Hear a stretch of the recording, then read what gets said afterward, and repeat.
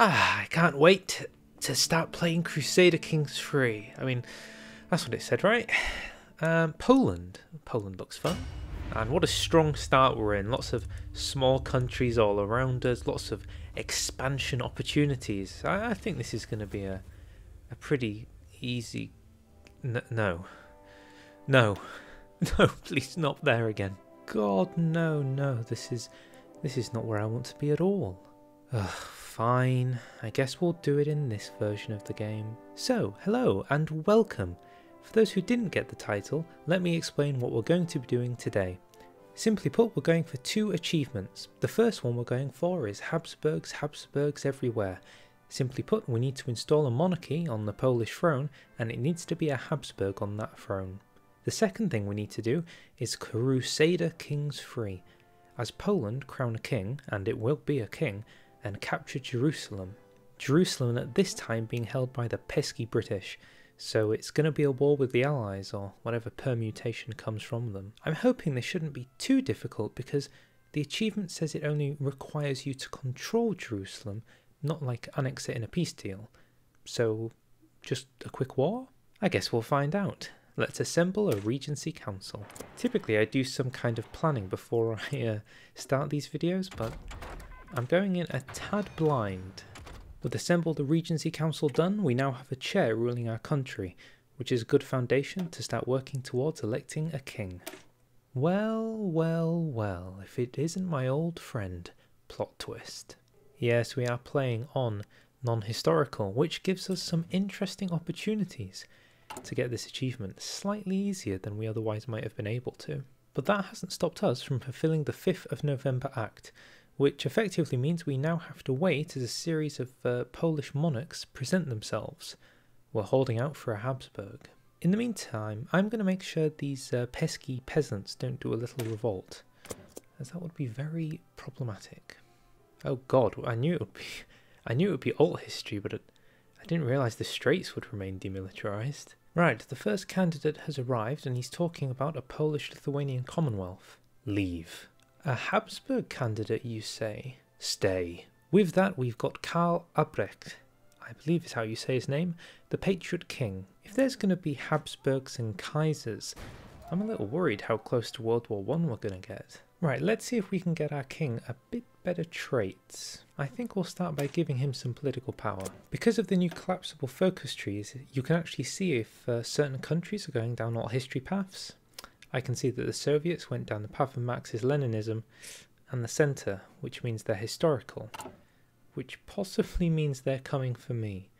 But that's a problem for later me. And so ends the German Civil War. I just hope they don't go democratic. So, in 12 days, the peasants are about to strike, which is going to massively hurt the economy, plus 25% consumer goods, democracy and communism, it's just terrible. However, when you do the agrarian reforms, it actually adds 70 days to the decision, which is enough time for it to stop the strikes before they happen. So you can effectively delay taking this focus till the very day before the peasant strike. And look, now we have more time. The wonders of non-historical continue to surprise me. Black shirts in the UK. I think that's good because what it means is they're not going to have many allies, especially not in America. Uh-oh, Wilhelm's back. He's actually back earlier than I thought he was going to be back. I mean, it's fine. It's not an issue.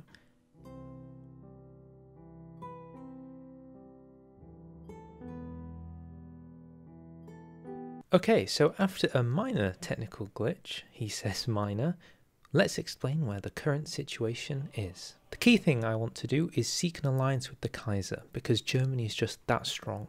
Unfortunately, for the Hungary achievement, we need a Habsburg Alliance, and whenever you take this focus, it just seems to destroy any faction you're previously in. It doesn't add Hungary to the faction, so we have to take this first before Germany. The counter side to that is unfortunately that the Kaiser will not join any faction that we are in with Hungary.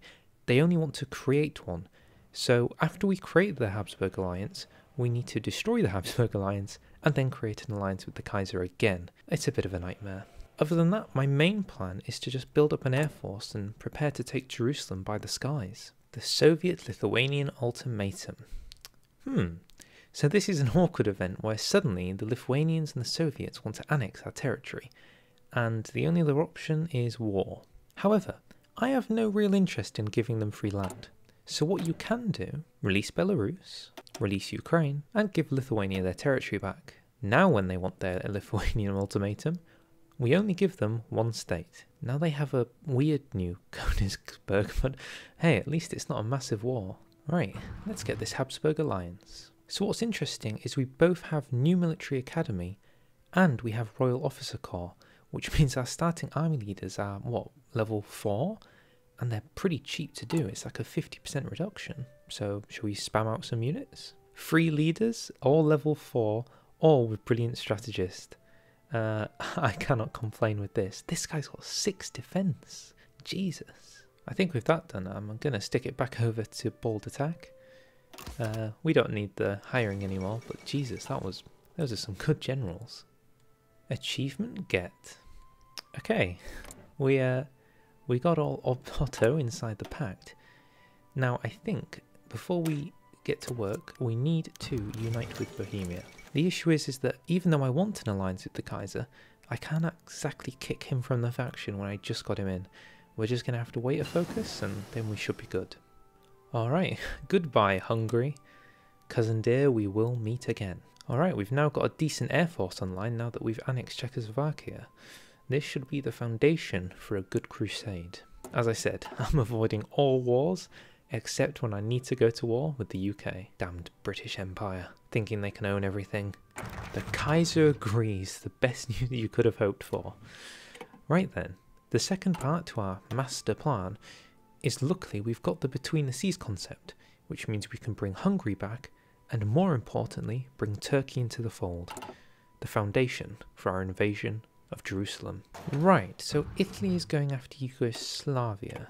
That's an issue, because that means Romania is also in this war. New Zealand declares independence. I think the colonies are breaking away. Canada, India, anyone else? And there's the Anglo-Italian alliance. So I'm having a think about how borders are looking, and I'm a little concerned that if the Allies manage to break through Yugoslavia and Romania, we're suddenly not going to have too much in the way of access to Turkey. I mean, maybe through Iran, but even then, how would we get there? I honestly think I have to bring in Romania for no reason other than that's our entry point into Turkey. It's always complicated. Just need 40% world tension. Maybe when Yugoslavia falls, we'll get Romania. This does not look good for Yugoslavia. It was a steamroll. Because Greece has joined the Comintern, and Italy declared war on Greece, Italy will soon be at war with the Comintern, which means we need to get Romania in. Let's get Yugoslavia in. Germany is under attack. Who would have thought Germany would be in the defensive war?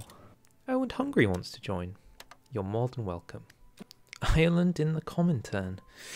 The British Empire is making many enemies today. Many. And God knows I will be one of them. But first, let me get a turkey. Please say yes. Turkey accepts the invitation. Thank God. Right. Please God, let's just finish this. I'm going to start building up an air force in Hete, which at some point, the second I do plan to go to war with the British, I can just stick my units here and paradrop over France into Palestine. And that is quite literally my plan to finish. Oh my God, Turkey is going to lose the one air force base I needed to actually do this. You had one job. I really hope they close this pocket. I'm enjoying Poland becoming self-sufficient on its own rubber. I wish it was a faster way of doing this, but we can't all buy Madagascar, can we? Oh God, they're at war with the Soviets. Oh, for God's sakes. Well, this is painful. That will not stop me from planning this invasion of Palestine. Right, if that isn't an air invasion, I don't know what is. I'm just going to bring one of my cavalry armies out and bring them down to Turkey. Just so that if the invasion does go well, we can send in reinforcements. And cavalry are usually pretty good at holding areas, right? The British do appear to be winning in Syria. I'm kind of worried about this tile, just to the north, because it might have some units on it. I can't see anything, so I have to look underneath the arrows from like this weird perspective. Right, they've pushed to this tile, which means I think they're closing in on this area. Which means, momentarily, I will join the war, probably when they get to Beirut. Alright, there's no time like the present. Can we get this achievement? Turkey. Let's join an Italian-German war. Now we're in it. Can we control the Middle East in terms of air force? Maybe? Possibly. It's yellow. It's very contested.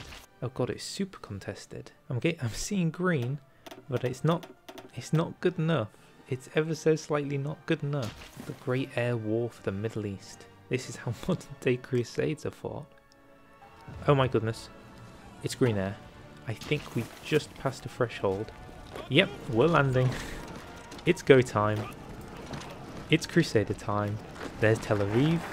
Someone get Jerusalem. There's Jerusalem. Okay, pushing in on all fronts. Denmark joined, but who cares? Let's finish this, please. Boom.